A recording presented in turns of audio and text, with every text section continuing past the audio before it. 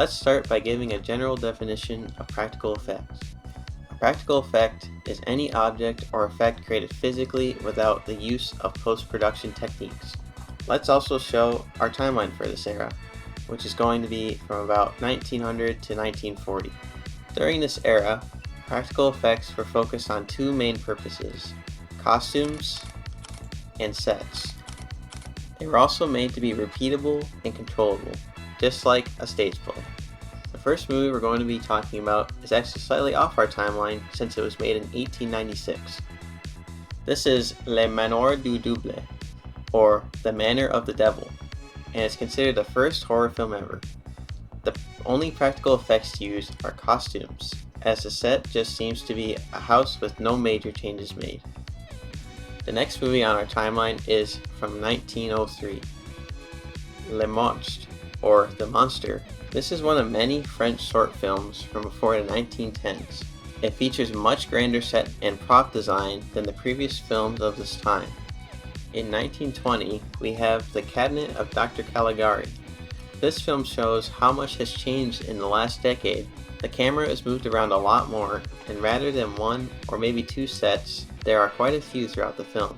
Practical effects are still focused mainly on how these sets look and the costuming of the characters, but the main thing to take away from this movie is how fleshed out the sets are. The last film we'll talk about is from 1931. This film is the first in a 40-film long line called The Universal Monsters. Dracula. In almost all of these films, practical effects were used very well to bring the monsters to life. Throughout the 1930s, they set the stage for what was to come. Some honorable mentions for this era are The House of Ghosts from 1907, The Golem from 1915, Nosferatu from 1922, King Kong from 1933, and The Invisible Woman from 1940. We've seen large improvements in filming techniques throughout this period, but the larger changes to practical effects start in our next era.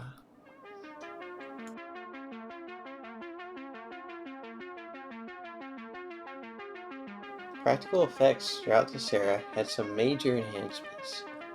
Films are now more of what we're used to seeing. The first film we'll be talking about is from 1943. The Phantom of the Opera shows the differences since our last era. This is because it is a remake of the 1922 version. The practical effects used for the Phantom's mask and face are much better. Our next film is from 1954. Godzilla is a Japanese film that had one major difference to other movies. Godzilla was created with a suit worn by an actor rather than makeup. In 1956, we saw the end of the Universal Monsters era with the movie The Creature Walks Among Us. But our final film is from 1974 and is the beginning of the slasher era. The Texas Chainsaw Massacre not only begins one of the most influential eras of horror films, but also has a great array of interesting and well-done practical effects. Some honorable mentions for this era are Abbott and Costello Meet Frankenstein from 1948, Eyes Without a Face from 1960, Repulsion from 1965, Night of the Living Dead from 1968, and The Exorcist from 1973. Throughout this period, we've been getting better and better, so let's now talk about the best.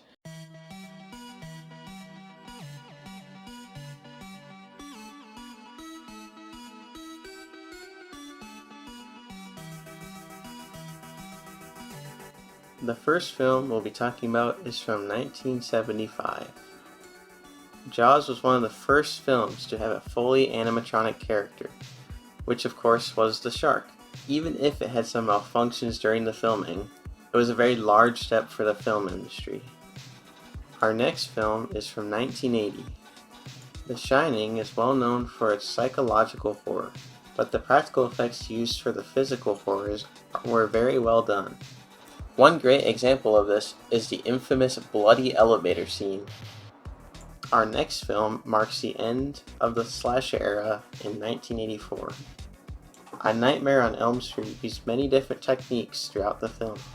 Some great examples are Freddy's knifed hand, Glenn's death, and Freddy watching over Nancy. Our final movie is from 1982. The Thing is very well known for its animatronics, with one of the animatronics needing 40 people to use, as well as being known for its very realistic looking effects. If you ever talk about practical effects, without a doubt somebody is going to mention this film. Some honorable mentions for this era are Halloween from 1978, Alien from 1979, Friday the 13th from 1980, The Fly from 1986, Hellraiser from 1987, and Misery from 1990. Many people describe this era as having some of the best horror films ever made. This is very true for practical effects as well. With such a good era behind us, we are bound to have a downfall.